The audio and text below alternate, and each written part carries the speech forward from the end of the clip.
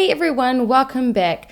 Just want to say thank you guys for your patience when it comes to me uploading. As you know, the past several weeks we've been in lockdown and it's been quite difficult for me to find the time to be able to upload when I'm looking after kids, and obviously they're at home, they're not at school and kindy at the moment. With everything going on in the world, especially like being online, you tend to get a fair idea of people's online personas, right? Many may organize themselves around their social media accounts in a way that's quite niche-y. Some, for example, might have a cake business and that's what their online presence is.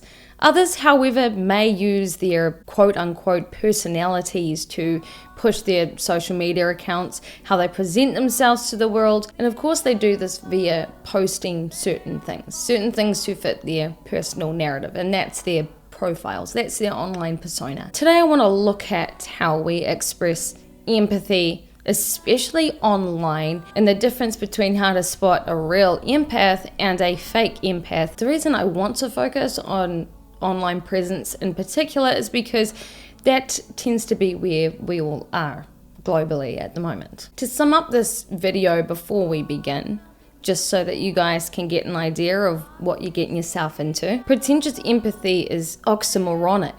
Using empathy to prove one has moral superiority is oxymoronic.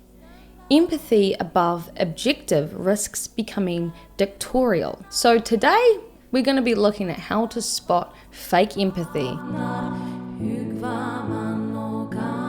Firstly, fake empaths are categorically empathic. As human beings, we have particular values, of course. There are things that we care about, there are things that we champion. Like obviously I'm on YouTube talking to you guys about things, and I'm open to hearing experiences and relating, and that's my way of being empathic. But what I mean by categorically empathic is that your care or your empathy only goes one way. Your empathy, therefore, is then conditional rather than unconditional. A great example of this would be, say, during the pandemic, seen as this is something that we are universally going through. An empath, for example, who presents themselves categorically would either care about whether somebody was vaccinated and wanted to be vaccinated and didn't question certain things. But on the flip side, the other alternative is that an empath would only care about those who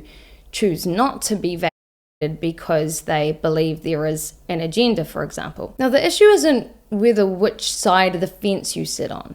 The issue is where your empathy extends to. Say, for example, if you believe that everyone should be vaccinated and you don't care whether a person on the other side, say, for example, gets COVID and winds up in the ICU, that you just say, oh, well, that person deserves it. So it doesn't automatically mean that that particular person is an empath because they choose to get to protect others, where they wouldn't extend that empathy towards someone who may believe differently from them. This is also true for self-perceived empaths who call everyone else sheep for following a narrative that they may not agree with. Obviously, it goes both ways. It's where you can open yourself up and accept things, accept others for what they believe. That's when you're in the space of true empathy and compassion. What I have noticed is that there's such nasty behavior online when it comes to a person's belief system or how they project themselves onto others who don't quite see things the way that they do. And then therefore their attitudes become quite dogmatic. You know, a lot of this could be put down to the fact that it's in our face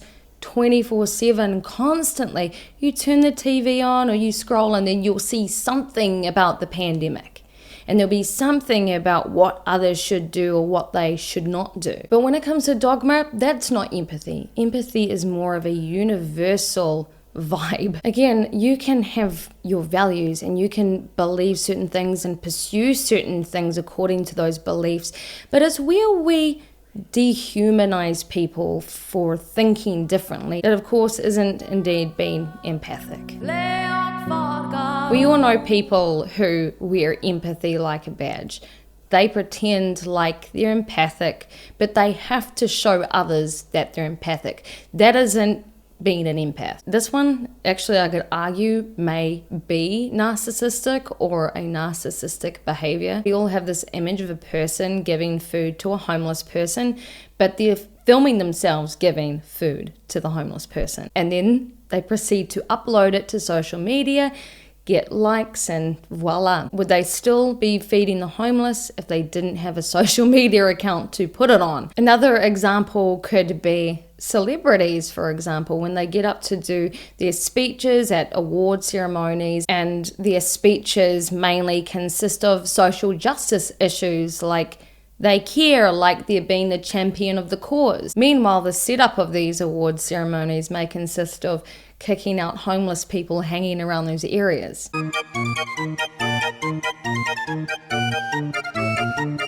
Now, it's not that I think that these people don't care about certain issues. It is that when they wear the empathy as a badge, as that's the first point of call, then that becomes a problem. That's not acting empathically. It's then making it about you, that you're the center of that situation. There is a difference between a person acting empathically, being compassionate, doing the work, actually having integrity and practicing what they preach, being there, and then basing their whole persona and identity off the self-perceived empathy. Like it's as though the way that they carry themselves through life and how they want people to see them is based on this idea that they are empaths. Again, in this way, it puts that person, the self-perceived empath, at the center of the conversation rather than the causes that they're actually trying to meet. I think it was Ricky Gervais who said, just because you're offended, it doesn't mean that you're right, or something along those lines. And again, using this idea of celebrities during award ceremonies, just because they're getting up there and talking about things that they're told to care about, it doesn't mean that they are 100% correct. Many people who categorize themselves as empaths feel that because they care about a certain cause, that it makes them right every time. And going back to that idea of using empathy to prove moral superiority, that indeed is an oxymoron. This is certainly prevalent on social media via the hashtag, or even as simple as to put things onto your stories. Again, if there are things that you value, then that's fine, but it's where you expect others to see things from how you do. And when you base a belief that this other person is wrong every single time because you care about a certain subject, and because you view yourself as an empath, then you're automatically right every time. That's when I call into question whether that person may actually be a true empath or not. The real test of an empath is where they can humble down and be open to listening and put themselves into a space of cognitive dissonance. When you're in a space of cognitive dissonance, it gives you room to grow. Being in that gray area gives you room to grow. And as an empath, I'm not meaning me, but in general, empaths would want to be in that space, because the more that you learn, the more that you can be empathic towards others, because then you can understand. Watch out for the empaths who act really badly when you challenge them on their beliefs. This one's a bit iffy because, from my experience having emotional dysregulation, sometimes when I am challenged on certain beliefs that I've held for a long time, it can take me into that space of cognitive dissonance, and being in that area is very uncomfortable. But as I said, being in that space is actually really good for you. And when you can understand that you can learn more by being in that space, you're a-okay, you're gonna be fine.